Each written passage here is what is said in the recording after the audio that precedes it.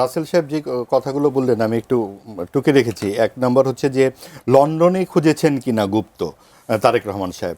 আসলে নেলসন ম্যান্ডেলাও তো ২৬ বছর জেলে ছিলেন, কারণ সবাইকে যে একদম, এবং আমাদের বঙ্গবন্ধু মুক্তিযুদ্ধের সময় পাকিস্তানে অবরুদ্ধ ছিলেন, কিন্তু মূল জায়গাতেই যে নেতাকে উপস্থিত থাকতে হয় এবং সেখানে গুলির সামনে দাঁড়িয়ে থাকতে হয়, এইটা খুবই পুরাতন ধারণা।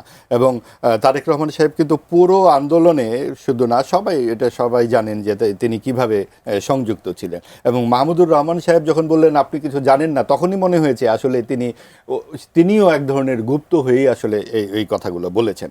কাজেই তারেক রহমান সাহেব যেটা বলেছেন একেবারেই খুবই সরাসরি কথা, এবং এটা সেই জায়গাতেই গুপ্তকে গুপ্ত হিসেবে চিহ্নিত করাটা, এবং তাহলে তাদের নিজেদের রাজনীতিটাও আরও পরিষ্কার হয়। এবং আপনি দেখুন, এই যে জামাতের সাতক্ষীরা ৪-এর এমপির যে ঘটনাটি হয়েছে, এটাও তো একটি গুপ্ত ঘটনা প্রকাশ্যে এলো। অর্থাৎ গুপ্ত তারা বিভিন্নভাবে থাকে, কখনো আওয়ামী লীগের বেশে, কখনো বিএনপির মধ্যে, কখনো বা হোটেলে। এখন আপনি যুক্তি দিচ্ছেন কি এটা হচ্ছে আইনগত কোনো অসুবিধা নাই, শরীয়তেও কোনো অসুবিধা নাই। আচ্ছা, আইন আর শরীয়ত দিয়েই যদি সব চলে, একটা নৈতিকতা, একটা সামাজিকতা বলে তো একটা ব্যাপার আছে। আপনি একজন এমপি, আপনি গিয়ে আপনার বয়স ৭২, আপনি ১৬ বছরের একটা কিশোরীর সাথে, যে আপনার নাতনির বয়সী, পাশে বসে আপনি কিভাবে কথা বলছেন, কি করছেন, এগুলো তো আমরা ভিডিওতে দেখেছি। এবং ধরা পড়ার পরে যখন তাকে এইভাবে বলা হচ্ছে, এই আপনি কি আপনি জামাতের, এটা কি কোনো এমপির সাথে কথা বলার ওই সুযোগটি আপনি কেন করে দিচ্ছেন? এবং আপনি উদাহরণ দিচ্ছেন হুমায়ুন আহমেদের। হুমায়ুন আহমেদ যখন বিয়ে করেন বা সম্পর্ক হয়, তখন তার বয়স ৪৯ বছর বয়সে একজন মানুষ আর একজন ৭২ বছর বয়সের মানুষের সাথে আপনি তুলনা করে দিলেন। এবং হুমায়ুন আহমেদ কোন হোটেলে ধরা পড়েছিলেন? আপনি একটা উদাহরণ দিলেই হলো। আপনি একজনকে সহি প্রমাণ করবেন এবং সাথে সাথে আরও কিছু আবর্জনা এনে সামনে দাঁড়া করাবেন।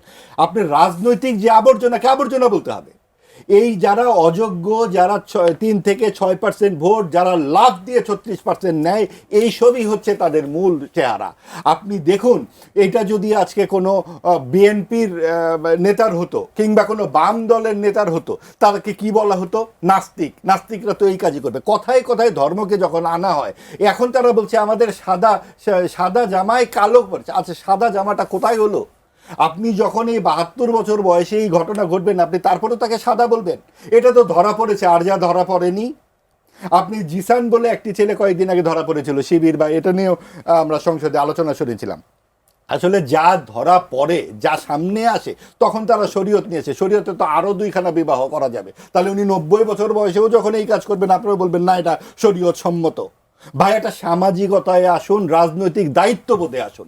রাজনৈতিক দায়িত্ববোধ আপনারা এড়িয়ে ১৯৭১-এর মুক্তিযুদ্ধে পুরো জাতির বিরুদ্ধে দাঁড়িয়ে গিয়েছিলেন। তখনও আপনারা শরীয়ত এবং আইন বিরুদ্ধে অনেক কিছুই এনেছেন। আপনারা যখনই যার বিরুদ্ধে দাঁড়ান, যখন মানবিকতার বিরুদ্ধে দাঁড়ান, তখনও আপনারা শরীয়ত আনেন। এবং এই ভদ্রলোক সাতক্ষীরা ৪-এর এমপির অনেক ভিডিও দেখলাম, নারীর পোশাক নিয়ে কথা বলছেন, নারী কিভাবে চলাফেরা করবেন সেগুলা বলছেন। আজকে তিনি নারীকে নিয়ে ওখানে কিভাবে যাচ্ছেন তাহলে? এবং সেটা কোন জায়গায়? তার মতো একটা মানুষ সেখানে যায় কি করে? এবং ওই ব্যাপারটা হচ্ছে, এখন আপনি বলতে পারেন যে আপনারা কি ব্যক্তিগত স্বাধীনতায় বিশ্বাস করবেন না? আপনি তো শুধুমাত্র একটা সাধারণ ব্যক্তি আর নন তো সেখানে। আমি যেটা বলতে চাচ্ছি, এইভাবে ধামাচাপা দেওয়ার রাজনীতির মানে হচ্ছে জামায়াতের রাজনীতি। আমরা ধামাচাপার নতুন আরেকটি রূপ রাসেল সাহেবের মুখে শুনলাম।